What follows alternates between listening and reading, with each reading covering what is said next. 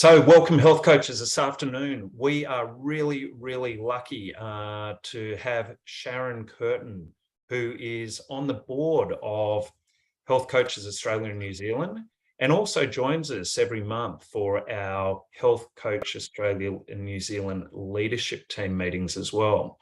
And Sharon is also one of the directors of Accredited Health Coaching Australia. And the reason I have asked Sharon to join us for an interview this afternoon is because we get a lot of questions from HCANSA members around all things health coaching. And we're really lucky to have one of the board members on who also happens to be one of the directors of a very prominent health coaching school. So it's going to be pretty casual. But what Sharon and I are going to do is just, I'm going to pick her brains and hopefully leave you all with some really good tips and tricks for your next steps. If you're newly qualified, what you may want to do next. And for those of you who may have been qualified for a while and may either be in paid employment as a health coach, or you may be someone who has already set up your own health coaching business and would like to continue developing and expanding your business. Hopefully this afternoon, between Sharon and I, we'll be able to give you some good tips and strategies to help make that, expedite that journey for you. So I am going to now just come off onto camera, so you can see our faces. And Sharon, welcome. Thank you for joining us. Yeah, it's a great opportunity to catch up and talk about the one thing we're both very passionate about, which is health coaching. Exactly. And you yourself have an incredibly rich and diverse background, having come from originally your background as a dietitian. So I'd just like to throw the first question open as to just tell us a bit about your background and how you sort of came to be where you are now. But I'd love you to link that back to your original profession as a dietitian and, just share with our audience what that was like and how you ended up finding your way into not only health coaching, but then obviously setting up a health coaching school.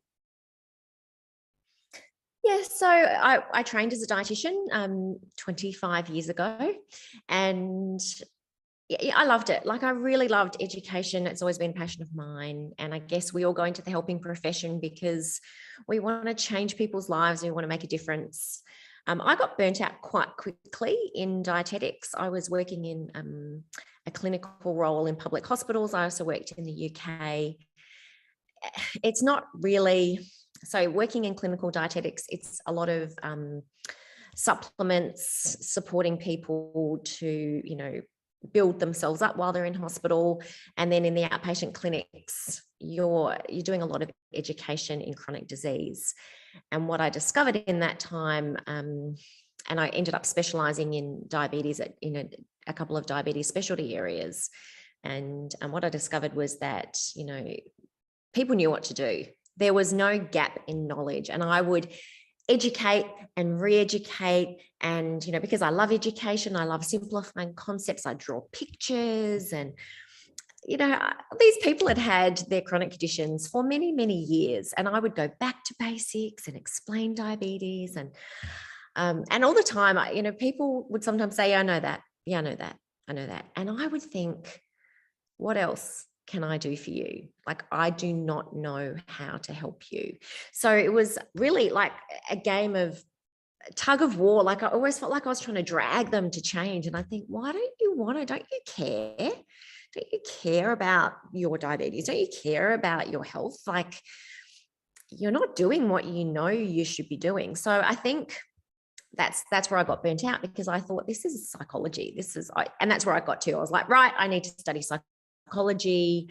If I'm going to help people change their behavior, it's not even about information. It's about getting them to change their mindset. And so therefore I must need to be a psychologist. Anyway, I went into corporate and I did, food regs and food marketing, and I worked in healthcare, which was a lot of sales and marketing. And that was great because it really gave me a lot of information about how to sell yourself and how to sell nutrition. yeah, and then from there, I feel like I'm just talking all the time, which is so unusual for a coach. From there, I ended up working in corporate health, having two beautiful boys, and then rethinking, where to from here. I can't go back to a full-time job. I've got two small children, and a lot of the work I'd been doing doesn't really allow for part-time or kind of casual work. So I thought I can go back to clinic, but I just can't do it. Like, I was so traumatized from the experience of like one person after the other and just feeling like you're not getting anywhere with them. And so that was when I discovered health coaching. And as soon as I came across it, it was like the angels started singing. It was like that hallelujah moment. I mean, oh my goodness, this is it. This is the gap. This is what's missing. I got really excited and I started to look around at health coaching courses. And there wasn't really a lot. I mean, I'm pretty evidence-based. There was a couple of weekend courses. And as you know, you can't learn health coaching in a weekend. And there was one years ago that a lot of dietitians did that was sort of 2 days of training. And then, wow, you're a health coach. Of course, you're not a health coach after 2 days of training. But I then started to research how to get an accredited course in Australia. And I ended up writing the Diploma of Health Coaching, getting that accredited through ASQA, which was quite a process. And that was run for a couple of years through Victoria University. And through that process, because I was obviously a new coach trying to teach people how to be a health coach, that's when I met Siobhan. So Siobhan's the other half of Accredited Health Coaching Australia. She's been coaching for years. She's an incredible wealth of information. And together we worked really well together. We gelled really well together. And then we wrote, there's an article in the RACGP. So we got published writing about health coaching together. And then we thought, let's train people. This is really, we're dietitians. We needed these skills. And we know we pretty much were self-taught. So we had to learn how to coach. And that's what I did so many courses. And at the end of every course, I was like, but how do you coach? Like, I understand stages of change and I understand positive psychology, but how do you do it? Like, how do you open the conversation? How do you get them to change? And then how do you end it? So I knew all the pieces. I just had no idea how to put them together. And so that was how kind of Accredited Health Coaching Australia was birthed. And we often call it our little baby that's, is growing, and a little toddler that we're still trying to work out, what's it going to be when it turns into an adult. But yeah, that's kind of how the journey started, like recognizing that what I was doing wasn't working, finding health coaching, which was so obviously the answer, finding for myself there was a gap in training, developing the training, and then meeting Siobhan and then sort of saying, let's do this. Like, let's take these skills that we're so passionate about and we know make a difference, and let's pass them on. Yeah. Yeah, it's interesting. I really resonate with your story because there are a lot of similarities between your professional journey and mine. So I completely get the whole burnout piece when I was a naturopath and fitness trainer, and just, that whole notion of, why aren't people doing what, the evidence says? And if you just did that, then, and it just doesn't work that way. And like you, health coaching provided a lot of answers, which I hadn't learned through uni, which was good. I guess my next question for you is, health coaching has expanded a lot as well. I remember when I first started, when I did my first health coach training, and it was very much people from, allied health or fitness trainers. And now it's expanded. There are a lot of people from a very, very diverse range of backgrounds who get into health coaching. Is that something that you've sort of seen with your school, and how are you seeing people who may have not come from an allied health or fitness background? How are you seeing those coaches applying the methodology after they've graduated? Well, when we first started, because we were dietitians, we were attracting a lot of dietitians. And then the Diploma of Health Coaching was different. That was a TAFE program, and that was a very different group that were coming through the diploma. There was some nurses, but there were also, just hairdressers and girls who worked in childcare who were passionate about changes they'd made in their life, and they wanted to make those changes, help other people make those changes.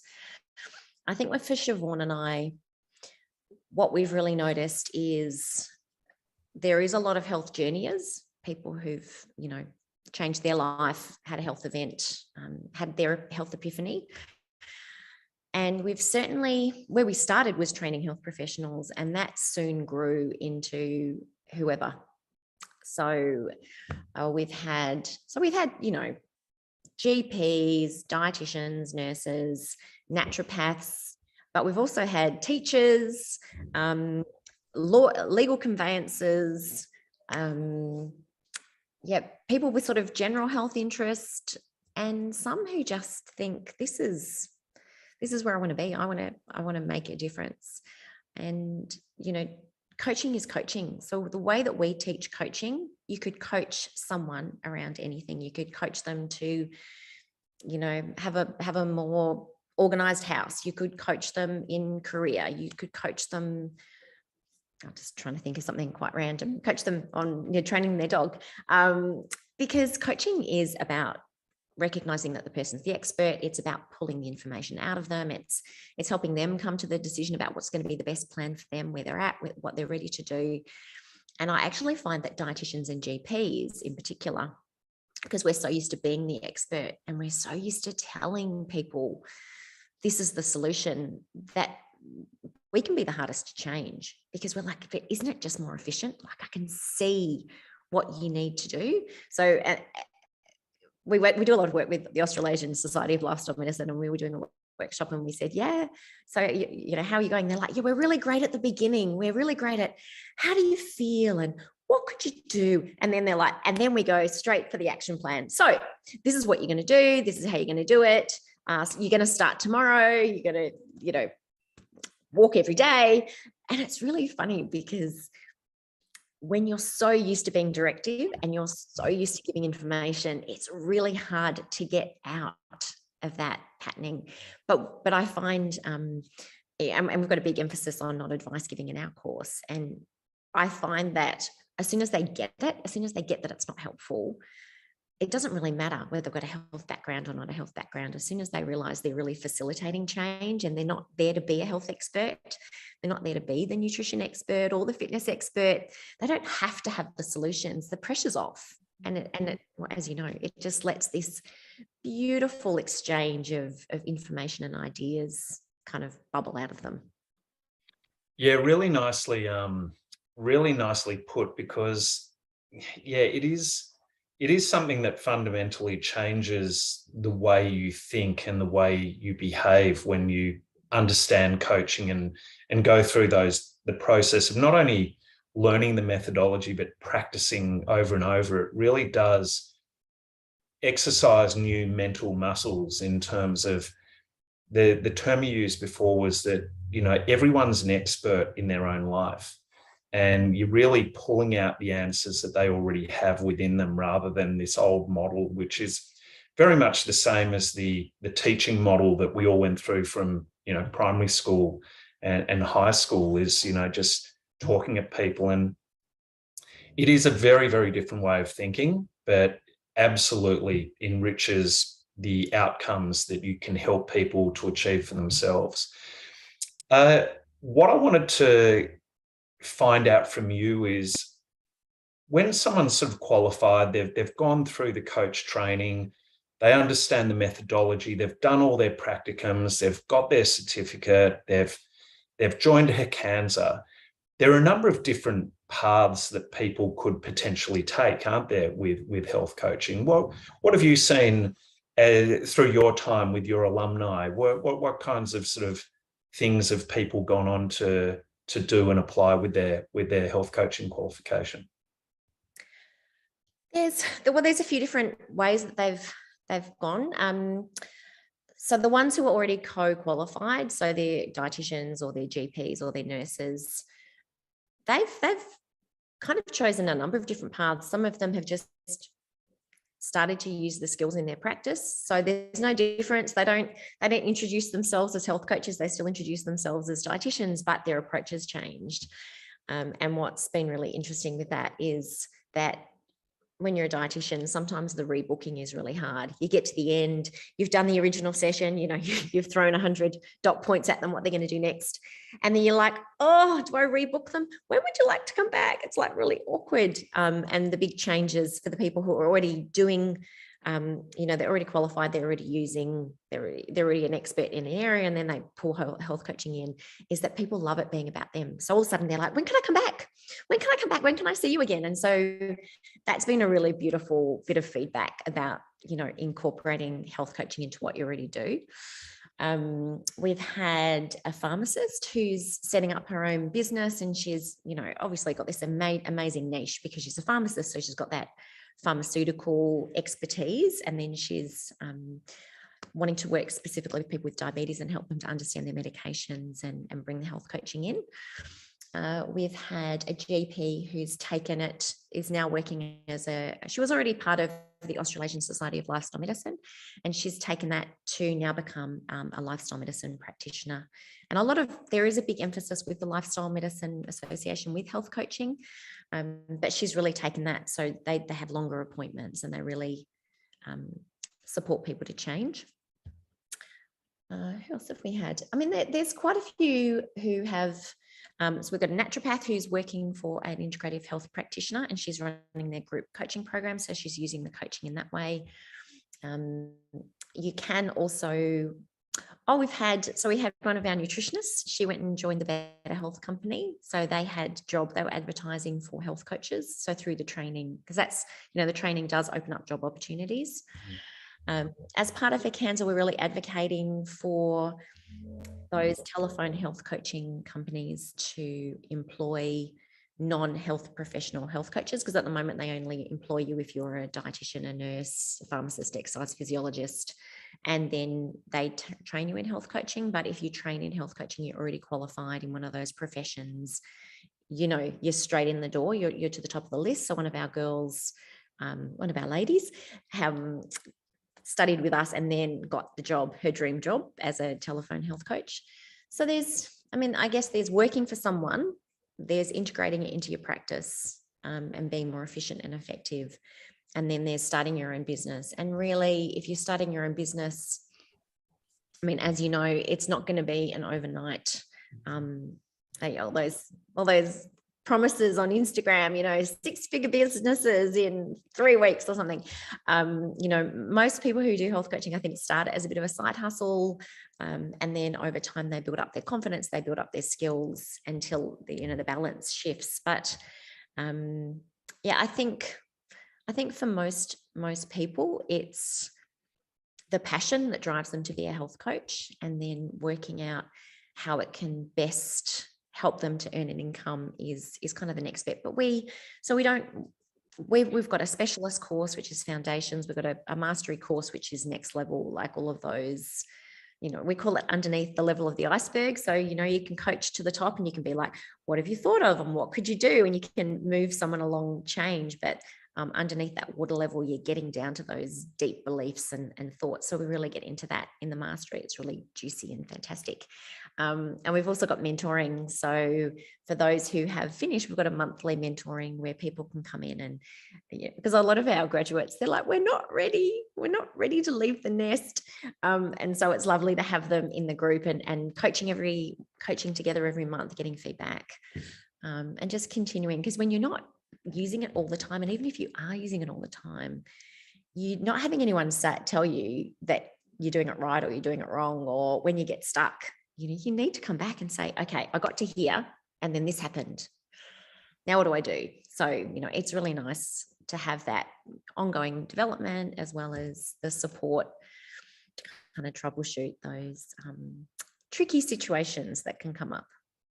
Yeah, no, you're right. I mean, it is so valuable being part of a group of coaches who can get together and coach and mentor each other. It really is such an important part of development. And a couple of just points I want to sort of come back to that you made, which resonated with me, is that I think one of the beautiful parts of being a qualified coach is that it does lend itself really well to the term you use, which I love, is side hustle. And I think in the early stages for me, I found it really useful to just think, okay, I'm just going to build this up on the side and have regular income coming in from other means as I build it up, because one of the key triggers for burnout is financial stress. So that's what I experienced personally. So I talk about it a bit, is that it's important to eliminate those potential triggers which can undermine your own confidence in setting up a business. And that's where I think starting your coaching business as a side hustle, and or having paid employment as a health coach, as you alluded to before, great skill to develop telephone coaching skills. So if you can land yourself a role with an organization that offers that, that is a great way to start, because it is such a great way to build your core coaching skills, which we know are active listening, asking great questions, and reframing, and those kinds of, interpersonal skills, which are so critical. So I love that you brought that up about having paid employment as a health coach. I think is a great idea. And then if you do want to have your own business, it's really taking the time to make sure you set your business structures up in a way that you can build it, but you're not stressing about the financial side of it, because that can be really, it can get to you. And that's where it's easy to give up on your dream, which obviously the world needs more health coaches. So the more we can help people along, the better. So loved what you said there. Really, really useful, really useful. In terms of your alumni, what else? Let's talk about your school, and tell us what else people can do once they've got their qualification through you. What other programs do you offer post-grad for your alumni, and what sort of things would you like to get people coming back to your school to do? Well, I guess, there's a couple of things. So we offer, if you're an associate member of HCANSA, for example, so there's a lot of courses that don't give you quite the requirements. We've got gap training. So that's the mastery. We also can do assessments. So first of all, there's kind of even before you're an alumni, there's that pool of health coaches who've studied, but they don't have the right qualifications. And so we really, wrap you up, look after you, make sure you get all the skills, lots of practice in our webinars. And funnily enough, and this, you made me think of this earlier, was most people say it's the personal transformation that they go through when they study coaching, compared to anything else, because it's really hard when you're changing your approach and you're using it in your life, but all of a sudden they get that moment, and then they say, we're better friends, we're better parents, we're better mothers, we're better daughters of mothers, we're more patient with our mothers. So it's really beautiful, the personal journey that they go on, let alone the amazing skills that they learn as health coaches. And I think that's what's really different about our school, is it's quite small. So we have little numbers, we have lots of practice. And we've got this beautiful community, which is our alumni. And so what we're going to be offering more and more is programs, more sort of webinars, upskilling webinars. Like we had you on our mentoring program talking about different business skills and different ways to grow their business, because I think you come out of coaching and you don't know how to run a business, and you don't know how to market yourself. And we're certainly not saying that we're expert marketers. We're definitely expert coaches, but the marketing side, we're really getting them support so that they can get those skills, and a little bit for us as well. There's things we'll just keep on going, because I think once you're a accredited health coach, there's so many different areas. There's ACT, acceptance commitment therapy, there's positive psychology, there's mental health. There's so many areas that are cropping up that we would love to dig into more. But yeah, we really kind of get as many opportunities as we can for our graduating students and our alumni to continue to learn. So just sort of getting those guest speakers back and kind of going, wow, I didn't even know that was a thing, and adding those tools to their toolkit, because you come out as a coach and you're not done. There's a whole world of coaching skills out there still for you to learn. Yeah, look, I love that. No, I totally agree with what you were saying about, it's interesting just becoming a coach. It really does change your life. I remember when I first did the Fiona Cosgrove's fantastic course through Wellness Coaching Australia, and I was going through a lot of personal stuff in my life at the time, and a lot of really, stuff that was, affecting me on a number of different levels, and just changing my mindset based on what I had learned about coaching was just such a phenomenal help for me, just to become, a better human, I think, in terms of helping me to, I guess, put my ego to the side in instances where that was probably the best thing to do. Whereas in the past, my ego would have driven behaviors which probably wouldn't have resulted in the best outcome. And it really was transformational for me on many levels. I always say to parents, look, especially with teenagers, coaching, I think there's a whole opportunity for, running coaching programs for parents with teenagers, because, teenage years, as we've all been through ourselves, it's a difficult period, because we're still, on the one hand, children to a degree, but on the other hand, we're young adults wanting to find our own place in the world, wanting to stamp our own identity and have our own opinions. And it can be challenging for parents to know, how do I transition as a parent of a child who needs more of that direct kind of instruction, to being a parent who has to become more of a coach and mentor. And unless you actually are helped by someone who can help you recalibrate your own mindset, but also give you those interpersonal skills to do that, it can be very, very challenging for parents making that switch. So absolutely, coaching, they're just life skills which are, just absolutely phenomenal on so many different levels. So thank you for highlighting that as well. I don't think I have any more questions for you. You have been just so generous with your time and with the all the advice and tips that you've sort of shared with us this afternoon. So I want to thank you for that. These podcasts are going to become something that I really want to drive as part of the leadership team for HECANSA. And what I would love to see is more members put your hand up to come onto these podcasts, because everyone who's in HECANSA has a voice. Everyone has life experience.